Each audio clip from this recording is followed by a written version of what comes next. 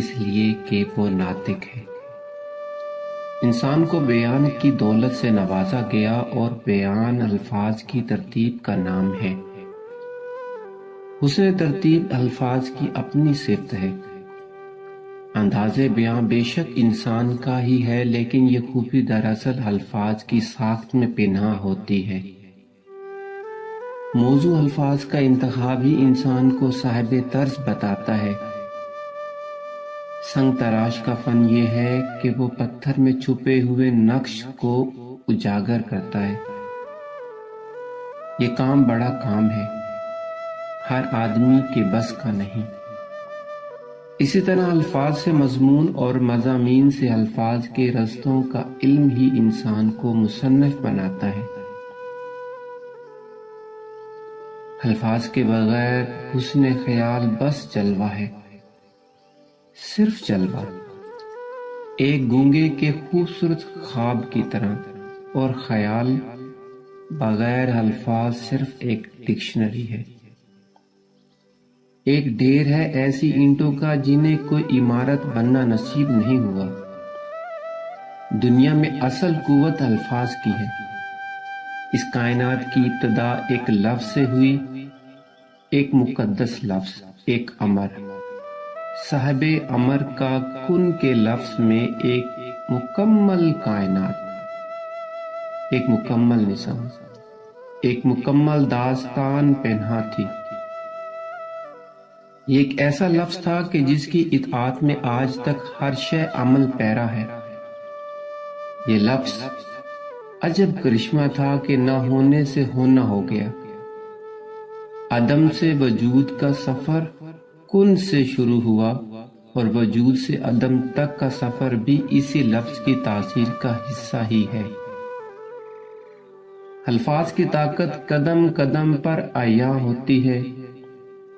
قوموں کو خواب غفلت سے بیدار کرنے کے لیے الفاظ کا تازیانہ ہی کافی ہے۔ قومی و ملی شعراء کا کمال الفاظ کے دم سے ہے۔ الفاظ خون میں حرکت پیدا کر دیتے ہیں، غلامی آزادی میں بدل جاتی ہے، انسان کے عمل کی اصلاح ہو جاتی ہے۔ کسی معاشرے میں استعمال ہونے والے الفاظ کا بغور مطالعہ کرنے سے اس معاشرے کا اخلاقی معیار واضح ہو جاتا ہے۔ ترقی کرنے والے معاشروں میں اور طرح کے الفاظ استعمال ہوتے ہیں۔ الفاظ ہی امید کے چراغ روشن کرتے ہیں، اور الفاظ ہی مایوسی کی تاریکیاں پیدا کرتے ہیں۔ الفاظ کی خاص ترتیب حدی خوانی کا کام کرتی ہے۔ ہمارے ترانے ہماری کیفیات کو ایک نہج کی طرف مائل کرتے ہیں۔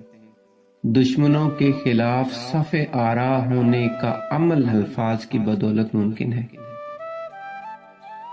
محبت ایک جذبہ ہے، ایک خواہش ہے کسی کے قریب ہونے کی۔ محبت خاموش بھی ہو سکتی ہے، لیکن الفاظ محبت کو کچھ اور ہی چاشنی اور رنگ عطا کر دیتے ہیں۔ محبت کرنا اپنی جگہ، لیکن محبت کی تاثیر میں ڈوبا ہوا شہر کچھ اور ہی جلوہ ہے۔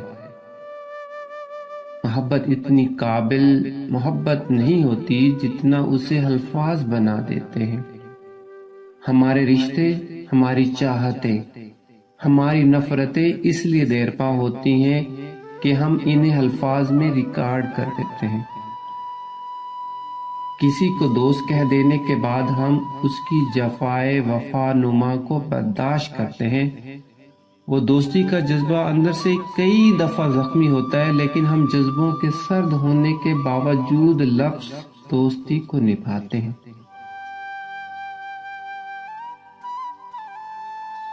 لفظ ہمارے تعلقات کو استقامت بخشتے ہیں۔ ہم رشتوں کو اس لیے بھی قائم رکھتے ہیں کہ انہیں رشتہ کہہ دیا جا چکا ہے، کہہ دینا ہی قیام ہے۔ کلمہ پڑھنے سے مسلمان ہونے والا زندگی بھر مسلمان رہتا ہے۔ اگر اسلام کا مفہوم سمجھ میں نہ بھی آئے تو بھی مسلمان ہی رہتا ہے۔ کلمہ پڑھ لینے سے ہی مہر ثبات لگ جاتی ہے۔ الفاظ سے ہی قرآن ہے۔ خدا کے مقدس الفاظ بندوں کے نام، روح القدس کا لایا ہوا پیغام پیغمبر کے ذریعے سے تمام بنی آدم کے لیے۔ ان الفاظ کی ترتیب اتنی مستقل کہ اس کی حفاظت اللہ نے اپنے ذمہ لگا رکھی ہے۔ زیر زبر نقطہ تک نہیں تبدیل کیا جا سکتا۔ قرآن کے الفاظ قرآن کے علاوہ استعمال ہوں تو قرآن نہیں، الفاظ خدا کے ہوں تو قرآن ہے۔ نبی کے الفاظ حدیث ہیں، بزرگان دین کے الفاظ ملفوظات ہیں، داناؤں کے الفاظ اقوال ہیں۔ جتنی مقدس زبان سے ادا ہوں گے اتنے ہی الفاظ مقدس ہوں گے، اتنے ہی مؤثر ہوں گے۔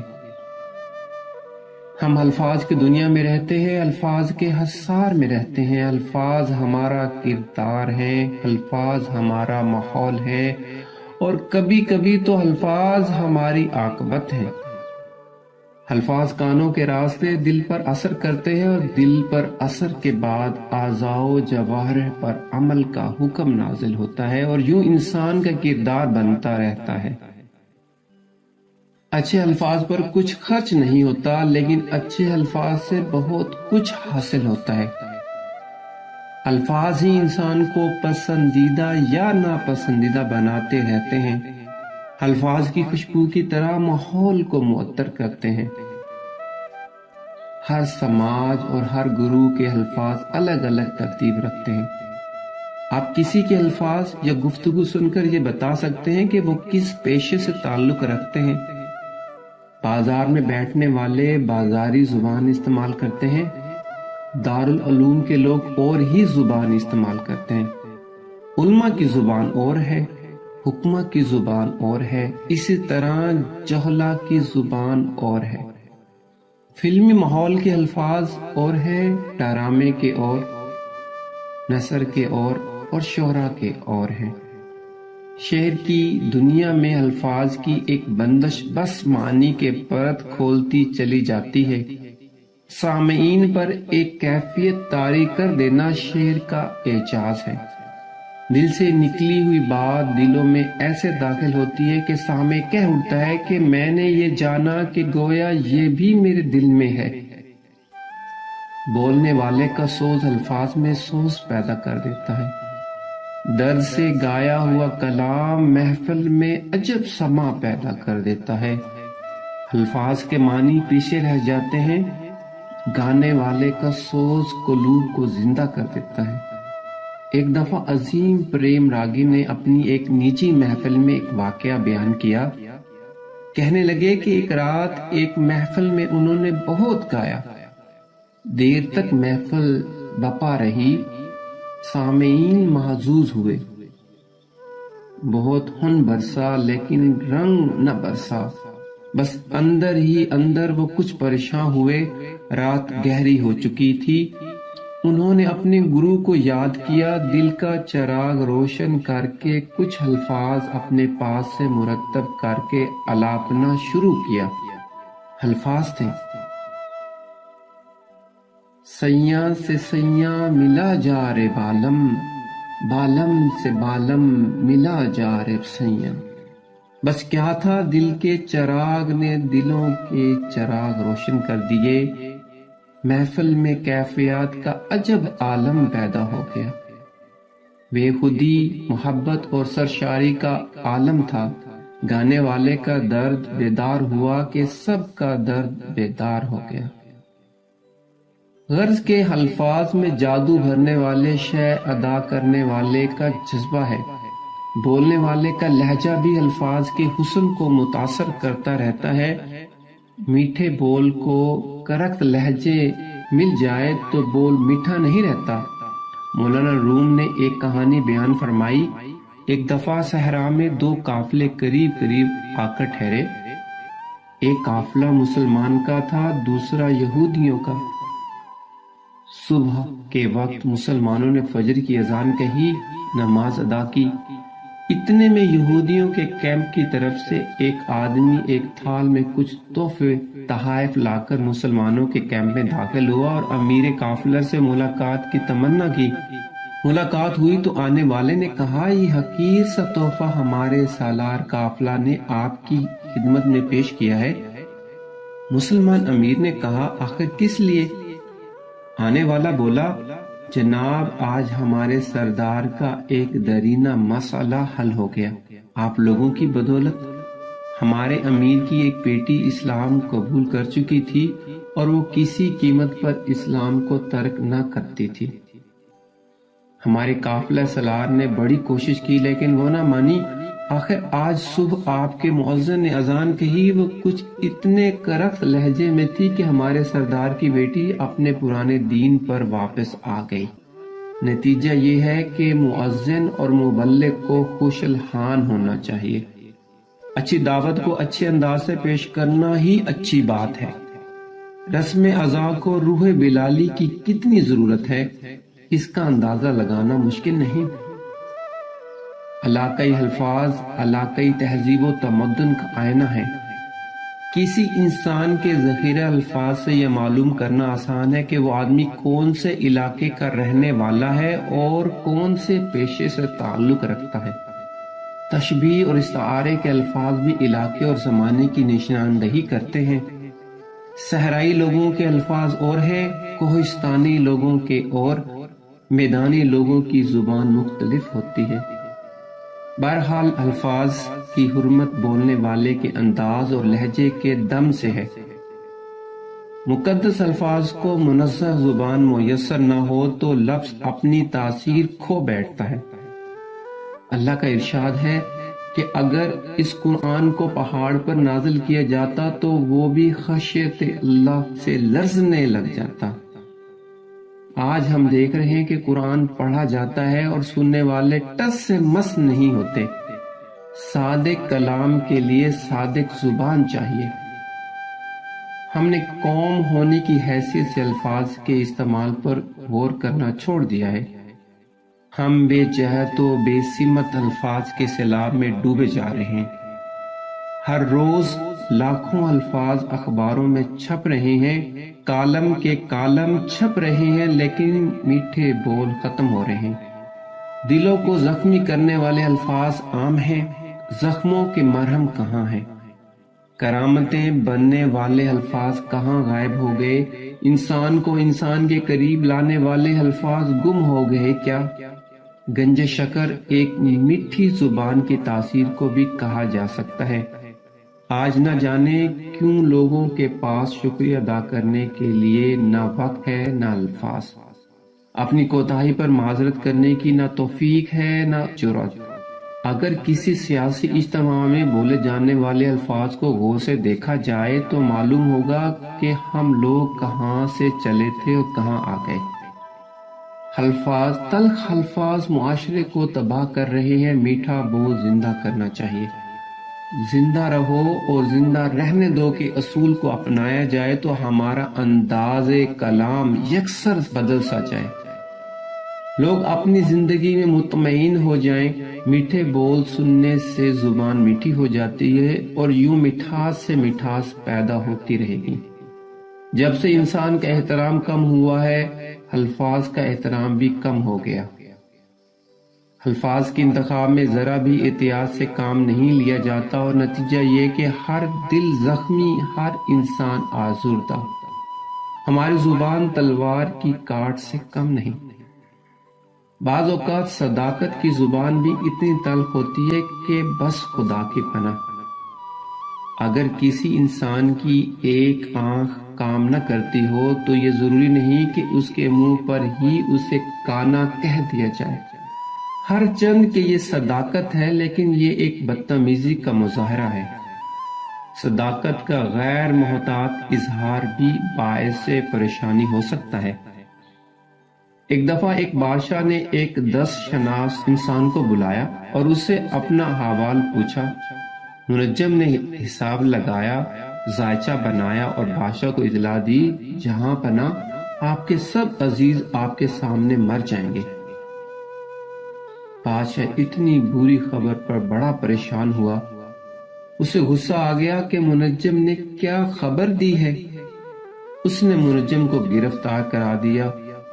سلطنت میں منادی کرا دی گئی کہ کوئی اور منجم بادشاہ کے لیے حساب لگائے۔ ایک آدمی حاضر ہوا، اس نے ذائچہ بنایا، حساب لگایا اور کہا، جہاں پناہ آپ کی عمر طویل ہے، آپ اپنے سب عزیزوں سے زیادہ عمر پائیں گے۔ بادشاہ خوش ہو گیا، بولا، مانگ کیا مانگتا ہے؟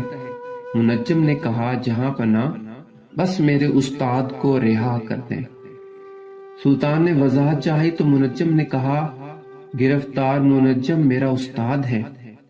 اس نے بھی وہی کچھ بتایا جو میں نے بتایا، لیکن وہ الفاظ کے انتخاب میں محتاط نہ ہو سکا۔ آپ عزیزوں سے زیادہ عمر پائیں یا آپ کے عزیز آپ سے پہلے مر جائیں، بات ایک ہی ہے لیکن ادائیگی مختلف ہے۔ اور یہی چیز اہم ہے کہ ہم الفاظ کو کس طرح استعمال کرتے ہیں۔ الفاظ بھی خاندان رکھتے ہیں۔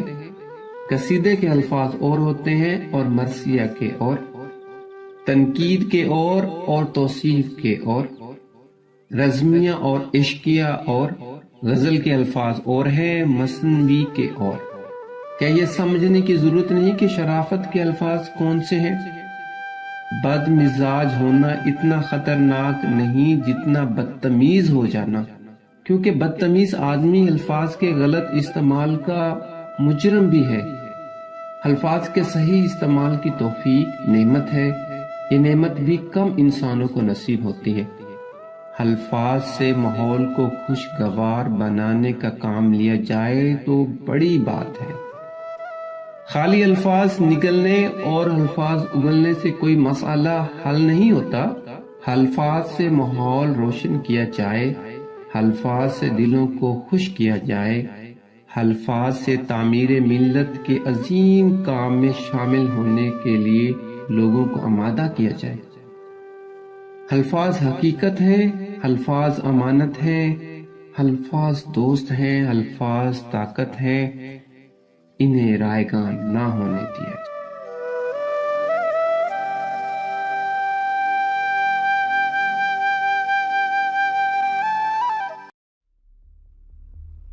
عبداللہ طاہر جب خراسان کے گورنر تھے اور نیشا پور اس کا دارالحکومت تھا تو ایک لوہار شہر ہرات سے نیشا پور گیا اور چند دنوں تک وہاں کاروبار کیا، پھر اپنے اہل و عیال سے ملاقات کے لیے وطن لوٹنے کا ارادہ کیا اور رات کے پچھلے پہر سفر کرنا شروع کر دیا۔ انہی دنوں عبداللہ طاہر نے سپاہیوں کو حکم دے رکھا تھا کہ وہ شہر کے راستوں کو محفوظ بنائیں تاکہ کسی مسافر کو کوئی خطرہ لاحق نہ ہو۔